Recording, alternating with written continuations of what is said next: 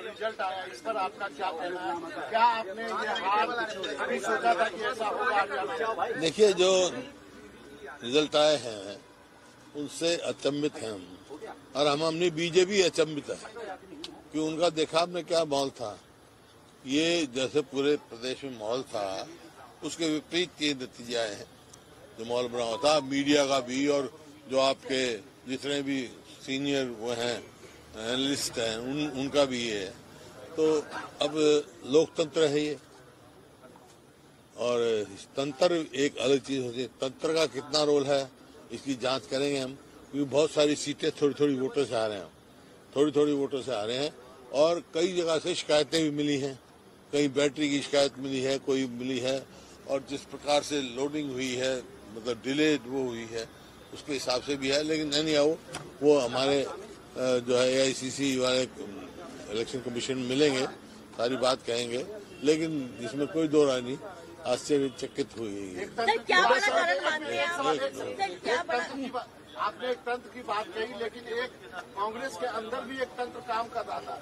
कोई लीडर 6 दिन के लिए प्रचार करने नहीं जाता है, कोई लीडर दिल्ली में बैठ के केवल इंटरव्यू करता है, वो उस तंत्र नहीं, कांग्रेस एकजुट थी।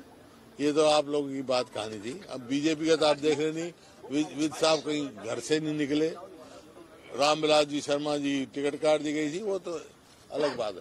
देखो, कोई भी प्रजातांत्रिक पार्टी होगी, लोकतांत्रिक पार्टी होगी, मतभेद स्वाभाविक हो सकते हैं, लेकिन मनभेद किसी का नहीं था।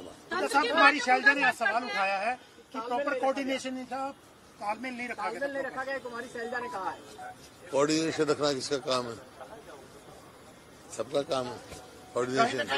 कौन सा कोऑर्डिनेशन का मतलब की बात जब आप कर रहे हैं तो क्या आप EVM की ओर इशारा कर रहे हैं? क्योंकि आपकी पार्टी ने कहा कि स्लो रिजल्ट जो है वो अनाउंस किए जा रहे हैं। कुछ ना कुछ है ना, जब इस बात की वो करेंगे।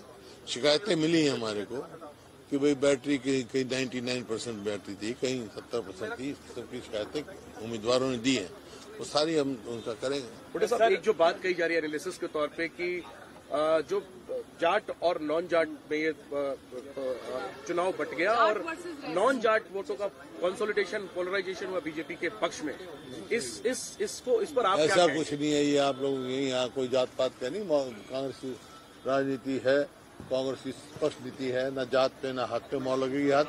हुड्डा सर, आपके पास क्या ऑप्शन बचता है? अब तो नतीजे सामने हैं, अब ऑप्शन आपके पास क्या बचता है? क्या करने वाले आगे आप? आगे क्या करने वाले हैं? प्रजातंत्र है, जहाँ लोगों ने जो फैसला होगा वो स्वीकार करेंगे हम। लेकिन जो है कहाँ कुछ नहीं है तंत्र में, कहाँ कुछ हुआ उसकी जरूर हम। सर, EVM को लेकर लोकसभा चुनाव में भी तमाम सवाल खड़े हुए थे। कई सीटों पर मार्जिन को लेकर, वोटों की गिनती को लेकर सवाल हुए थे और उसके लेकर संतुष्टिपूर्ण जवाब नहीं मिला था। अभी जिस तरह के सवाल उठ रहे हैं 99% और 66% वाला, जहाँ पर नई EVMs का इस्तेमाल हुआ, बता चुके आपको, लेकर किस तरीके से बता चुका मैंने। वो AICC में जयराम ने कहा है, वो करेंगे बात। जयराम ने कहा कि इस रिजल्ट को कांग्रेस स्वीकार नहीं करेगी, इस रिजल्ट को अंडर प्रोटेस्ट हम स्वीकार करेंगे। हुड्डा सर, अभी हाल में लोकसभा चुनाव हुए थे, वहाँ कांग्रेस का प्रदर्शन पिछली बार यानी 2019 की तुलना में बेहतर हुआ था, और महज कुछ महीने बाद बीजेपी एक बार फिर तीसरी बार हैट्रिक लगाती है, सत्ता के पक्ष में वोट मिलता है। बीजेपी की ताकत मानते हैं या आप लोग अपनी कमजोरी मानते हैं? 19 में जोड़ जुगाड़ से इन्होंने बनाया था, सरकार बनाई थी। अब मैंने जो बताया उसका कारण बताया। अगर ये ऐसे होते तो इनको मुख्यमंत्री बदलने की क्या जरूरत थी?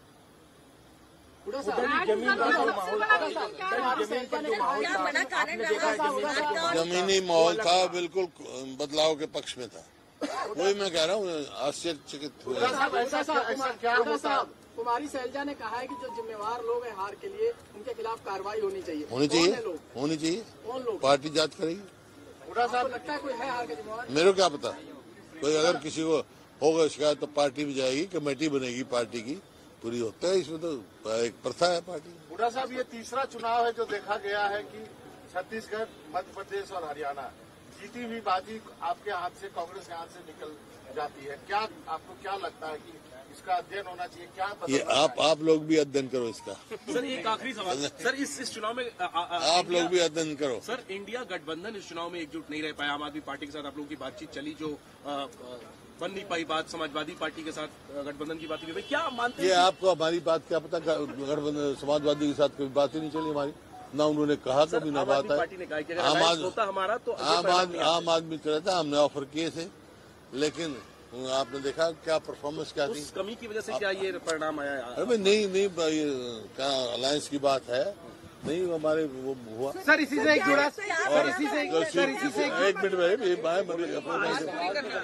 सीपीआई सीपीएम ने मांगी सीट हमने दे दी।